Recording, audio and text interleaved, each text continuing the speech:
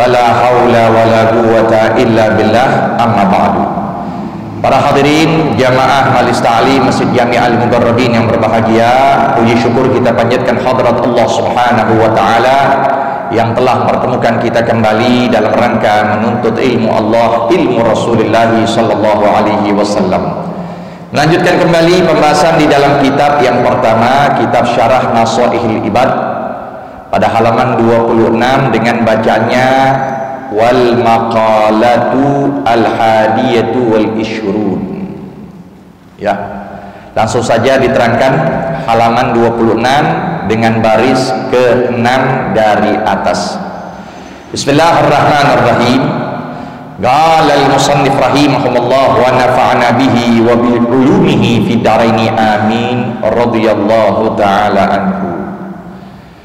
Wal magalatul hadiyatu wal ishrun, dan perkataan yang ke-21, ikhtara ba'dul hukama'i arba'a kalimatin, memilih sebagian para ahli hikmah, yaitu yang Allah titipkan kepada mereka dengan ilmu yang luar biasa dalamnya, sehingga dapat memberikan pengaruh dari ucapan mereka. Ucapan yang sedikit jadi pengaruh dalam kehidupan kita, itu namanya hakim, jamaknya hukama. Nah, mereka itu memilih 4 kalimat min arba'ati kutubin samawiyatin, yang mana mereka pilih dari 4 kitab yang Allah turunkan kepada setiap para anbiya yang kita wajib tahu, yaitu Zabur, Taurat, Injil, dan Al-Quran.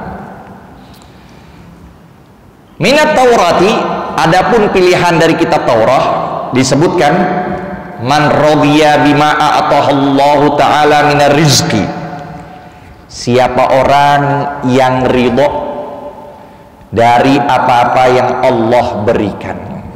Nah, ini yang disebut dengan iman bil qada wal qadar, iman dengan ketetapan Allah dengan cara kita ridho. Maka ridho suatu kewajiban bagi setiap mereka yang menyatakan iman kepada Allah, sehingga dengan ridho inilah Nabi menyatakan innallaha ja'ala bihikmatihi ar-rauhah wal farah fir ridho wal yaqin. Allah jadikan ketentraman hati, Allah jadikan kesenangan hidup kita ketika kita ridho dan yakin kepada Allah.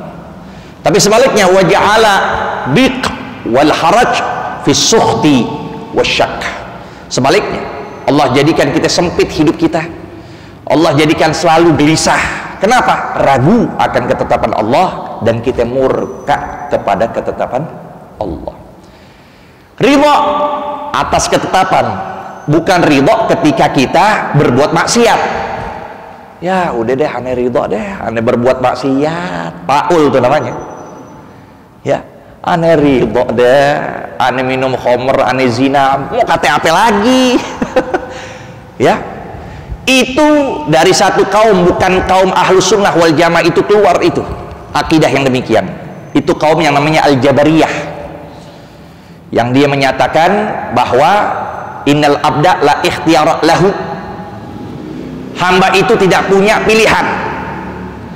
Fa innahu karisyatil mu'allaqa fil hawa tamilu harriyah yaminan wa shimalan. Mereka menganggap bahwa mereka seperti bulu ayam gitu, bulu ayam yang diikat lalu dihembus oleh angin, mau ke kanan mau ke kiri. Nggak boleh, harus ada usaha ikhtiar. Makanya ada perkataan mereka dengan menyatakan mereka ini mendalih dari suatu ungkapan untuk menolak ucapan akidah ahli sunnah. Mereka katakan mahilatul abdi ya, wal aqdaru jariyatun alaihi fi kulli halin ayyuhar ra'i.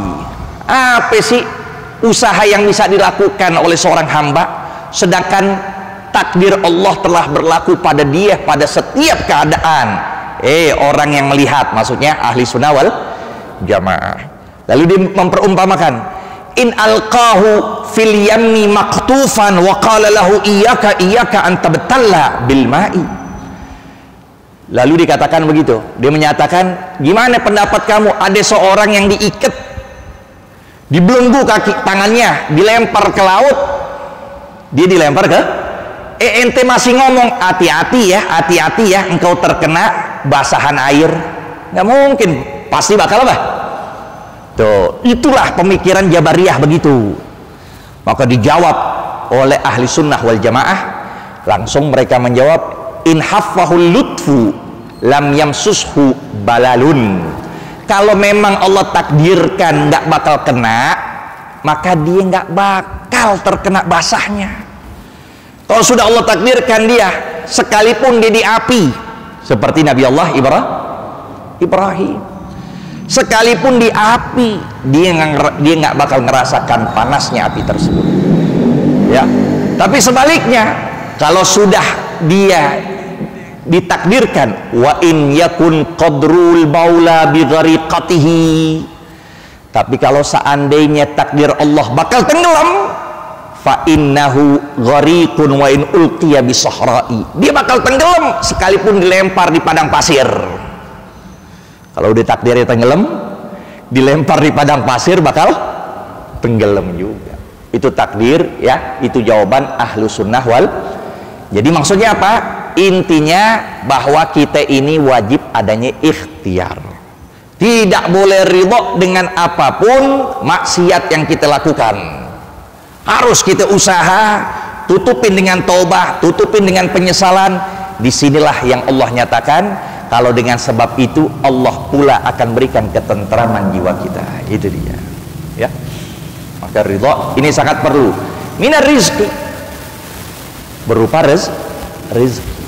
Rezeki terbagi dua, ada yang disebut maknawi, ada yang disebut hakiki atau zahiri atau batini.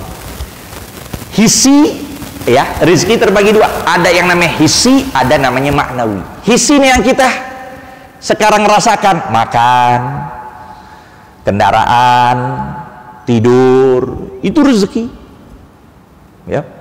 Tapi yang dikatakan maknawi yaitu seperti ilmu, seperti ma'rifah kepada Allah, tambah kita kenal, tambah giat ibadah, itu rezeki.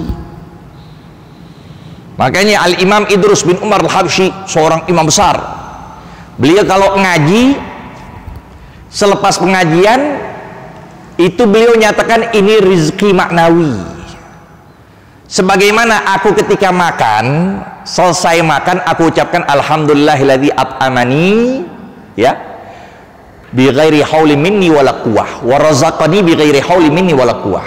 Itu pun yang beliau katakan ketika selesai ngaji. Karena ngaji dikatakan rezeki maknawi. Makan rezeki hissi yang bisa lihat, tapi maknawi ini yang luar biasa. Nah, minar rizki berupa rezeki istaraha ai sara ta'abuhu dhahiba. Kalau dia ridho dengan apapun berupa rezeki yang Allah tentukan pada dia, maka akan hilang segala keletihan, menjadilah dia kesenangan. Itu yang tadi hadis Nabi nyatakan, innallaha ja'ala bi hikmatihi fil farah wa raw fil ridha wal yaqin.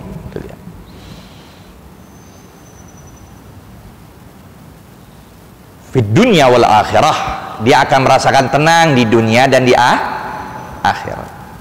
Wa minal Injil, nah dari kitab Injil disebutkan, man hadama syahwat, siapa yang menghancurkan syahwatnya.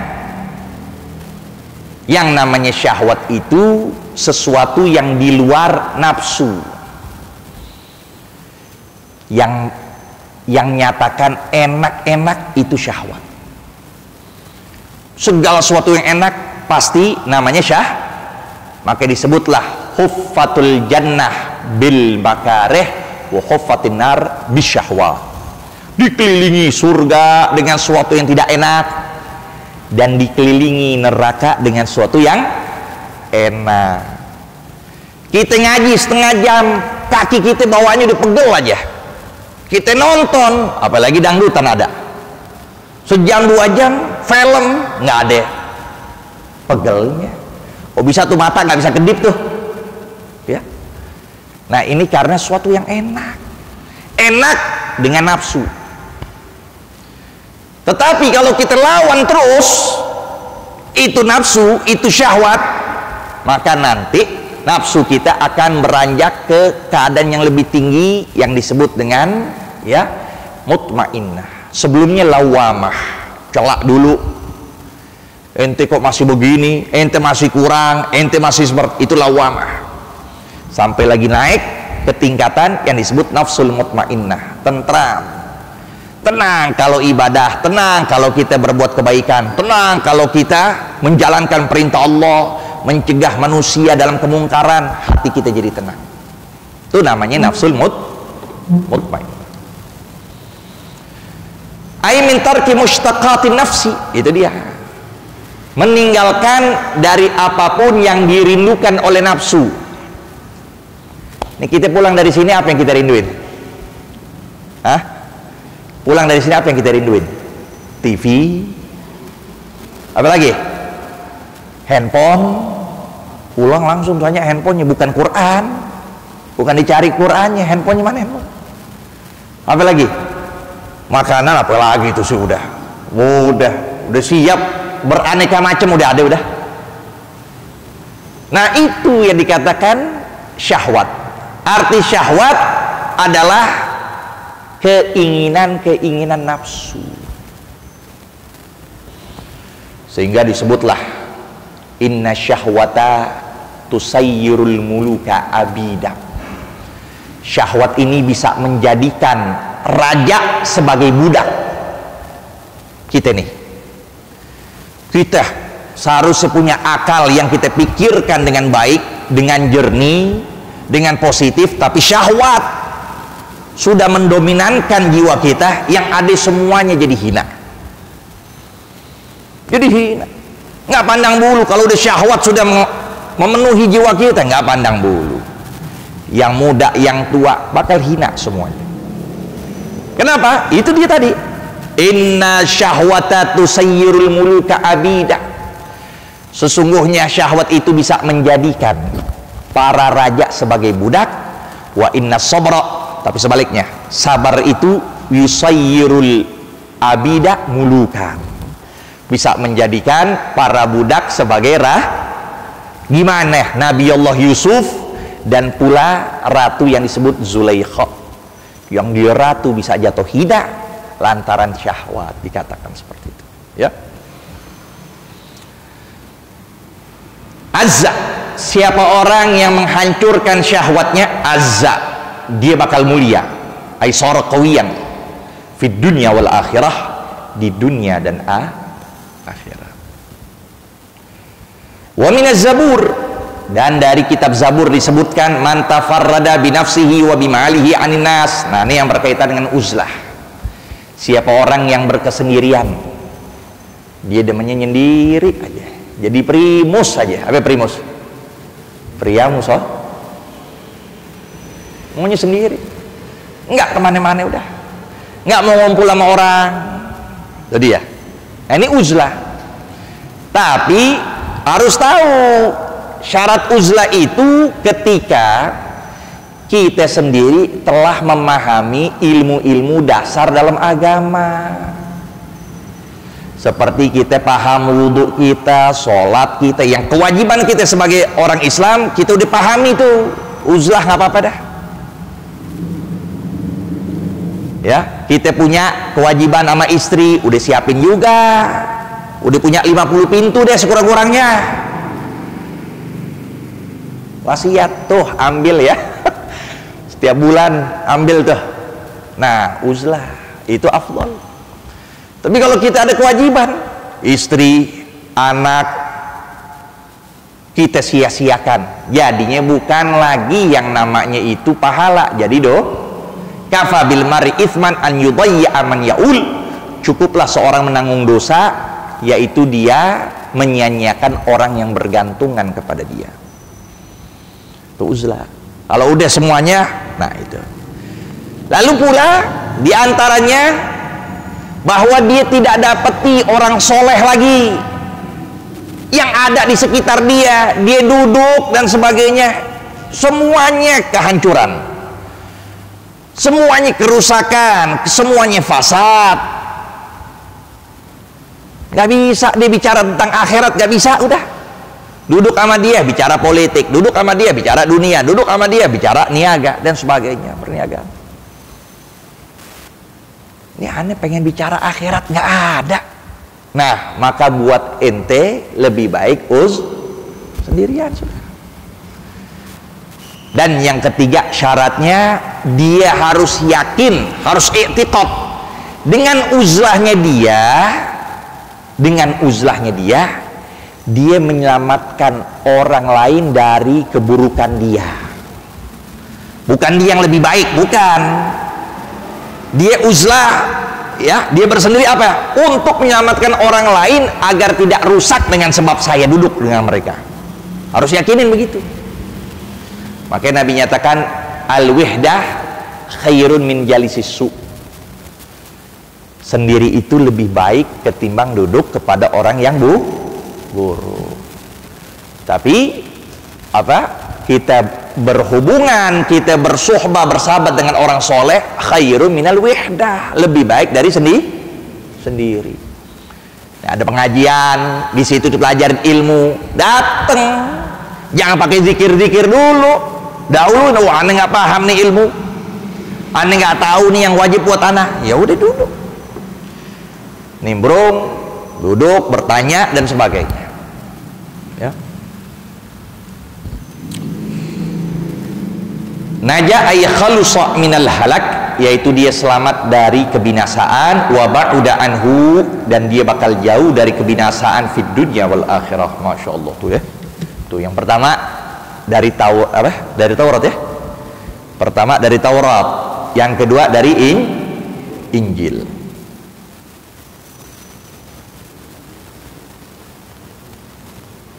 Oh, yang pertama Zabur, yang itu Zabur tuh ya. Wa minaz zabur man tafarrada bi nafsi wa malihi 'anil nas najah. Ay khalusa minal halak wa ba'uda anhu fid dunya wal akhirah.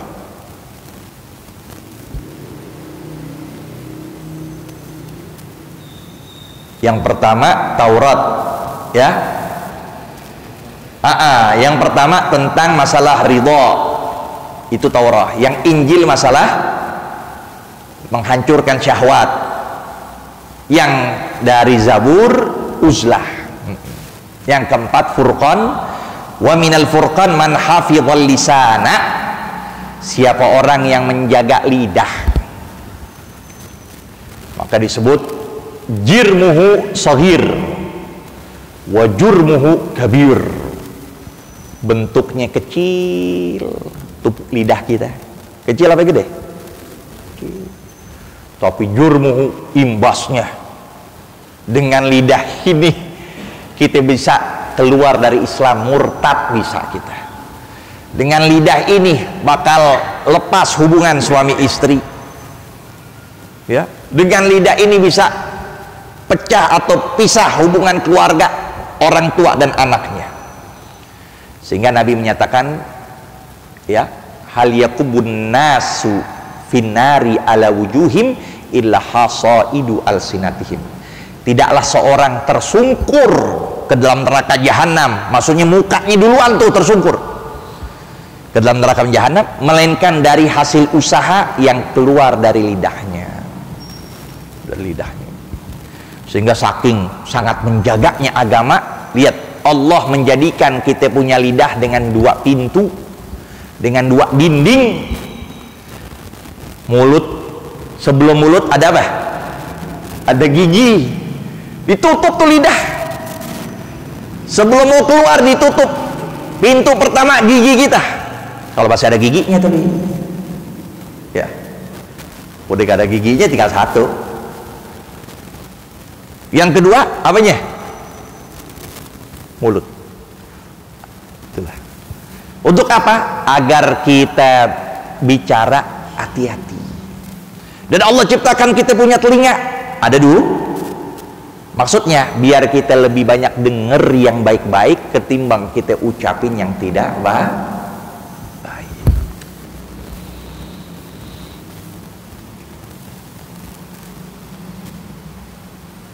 Mimma la faidata fi, dari sesuatu yang tidak faedah di dalamnya.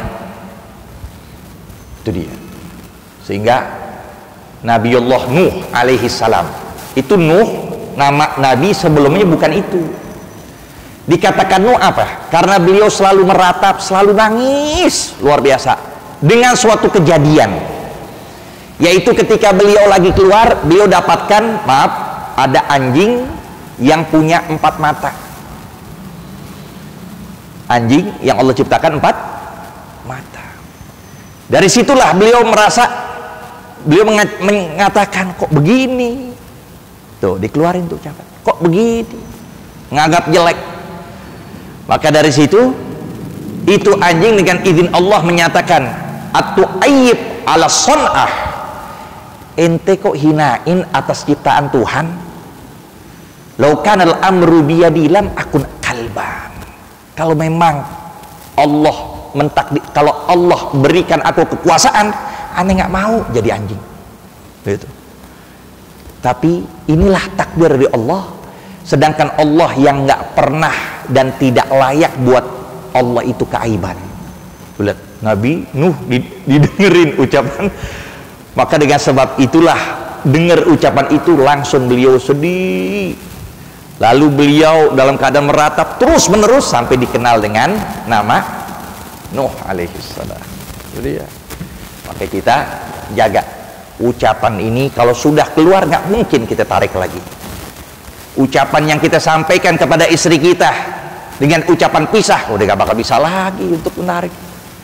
Maka di situ Allah berikan dah, ada tolak pertama disebut tolak rajai, ada tolak udah ucapin lagi, tolak rajai lagi, bainatus sughra. Tapi kalau sudah 3, nah itu yang disebut tolak bainatul kubra, yang nggak bakal kita bertemu dia selama-lamanya, nggak bakal bisa. Melainkan ada muhalil, yang mana itu syarat nanti secara terperinci di kitab fiqh. Jadi itu yang kita perhatikan, ya. Wa mimma la yu'taddu bi, dari suatu yang nggak dianggap dalam agama, nggak ada kepentingan. Salima ay khalusa minal afat, orang yang menjaga lidahnya bakal selamat dari segala musibah fid dunya wal akhirah, baik di dunia dan akhirah. Ruya, diriwayatkan annahu sallallahu alaihi wasallam qala, diriwayatkan bahwasanya Nabi sallallahu alaihi wasallam bersabda, ahabbul a'mal ilallahi ta'ala hifdzul lisan, amal yang paling Allah cintai adalah menjaga lidah. Rawahul Baihaqi wa ruwiya anhu sallallahu alaihi wasallam qala, dan pun diriwayatkan Nabi sallallahu alaihi wasallam bahwasanya beliau bersabda, al afiyatu asyaratu ajza, kesehatan itu ada 10 tingkatan, 10 bagian. Tis'atun fi samti, 9 bagian ada dalam diem. Diem, man somat najak, diem. Tapi dalam urusan yang tidak dianggap. Tapi kalau dalam urusan yang dianggap, yaitu dengan sebab dengan kita ngucapin bisa mencegah dari nahi mungkar, ini bisa jadi wajib. Kita diem, maka kita tercela, kita hina namanya. Di situ ada nahi mungkar yang harus kita sampaikan, kita diem saja, maka itu suatu hal yang tercela. Jadi ada kalanya diam, ada kalanya juga kita berucap. Tapi suatu yang nggak dianggap, yang bakal dapat musibah, ya sudah, diam kita. Maka sungguh kesehatan itu, keselamatan itu ada 10, 9-nya dalam diam kita.